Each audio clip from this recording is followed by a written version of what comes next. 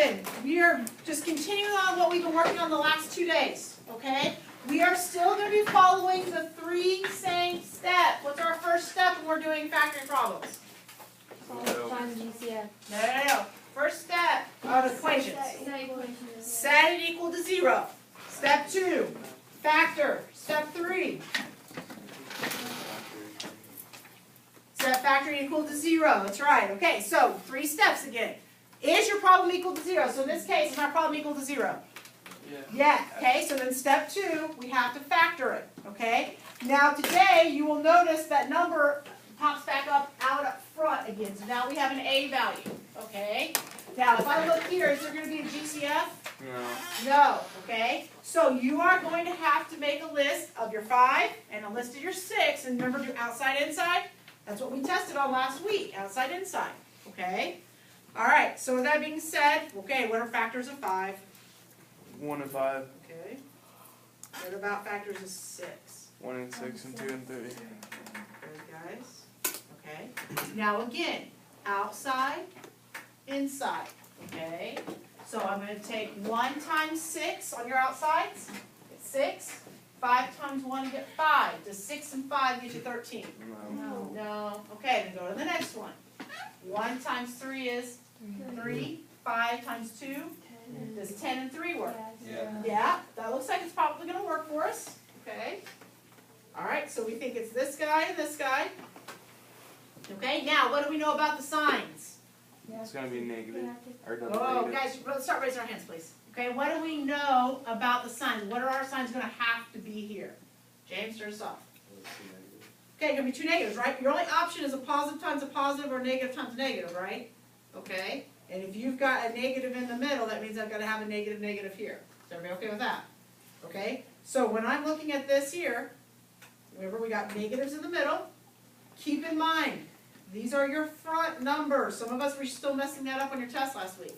Front number, back number. Okay?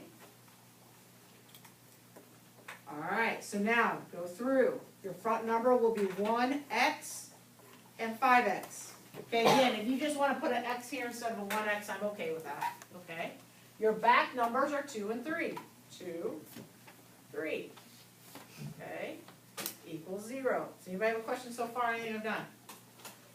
Now, I'm going to tell you, you better be checking this. That doesn't necessarily have to all be included in your work. It can be scratch work off to the side. But you need to make sure you've got the right factors. Because if you mess up right here and you don't get the right factors, everything after that's going to be wrong. All right? You're not going to be getting a whole lot of points on this next test coming up. Okay? So, you need to double check. And I don't care if you do it right there on the spot. I don't care if you do it off to the side. But you had better make sure that you've got the right answer. Okay? So 5x squared minus 3x minus 10x, and then a negative times a negative will be a positive 6. Okay? So does that look like it's going to work out for us? Yeah. Yes, it does. Okay? Keep in mind that checks are going to become really important when you've got a positive-negative combination up here and you're not sure where that positive-negative needs to go.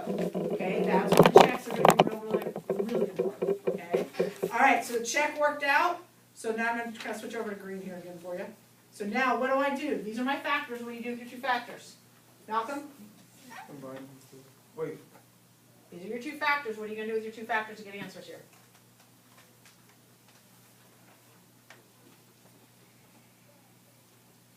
Emma, help them out. 7 goes to 0. Yeah, set them equals 0. Malcolm, the whole thing we've been doing the last 2 days.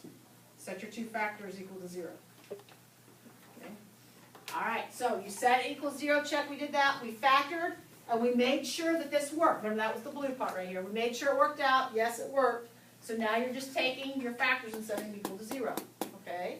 All right, so Chloe, what would my answer on this first guy here? Good. What about the second guy? What would you do there? So, no. Or add 3 over. Good, add the 3 over. And then you get your 3/5, not negative. So x equals positive 3/5. Oops, I put 5 down there. I was putting the 2 front number, like these Uh-huh. first. I know. But now you know, so you won't miss it again, okay? Yeah, I know what you're doing. All right. Okay, anybody have any questions? on that? We're good? Okay, so let's go to problem number 2. Okay, what's step 1 on problem number 2? Ben, start us off. Move the negative 0.9p over. Okay, and how are you gonna move it over? Added. Good, now when you take that and move it over, make sure it's in order, right? Okay, you gotta put it in the middle, so we have 7p squared plus 29p plus 4 equals 0. Is everybody okay with that? Okay, I want you to take a minute now and factor on your own here, see if you can come up with the answer.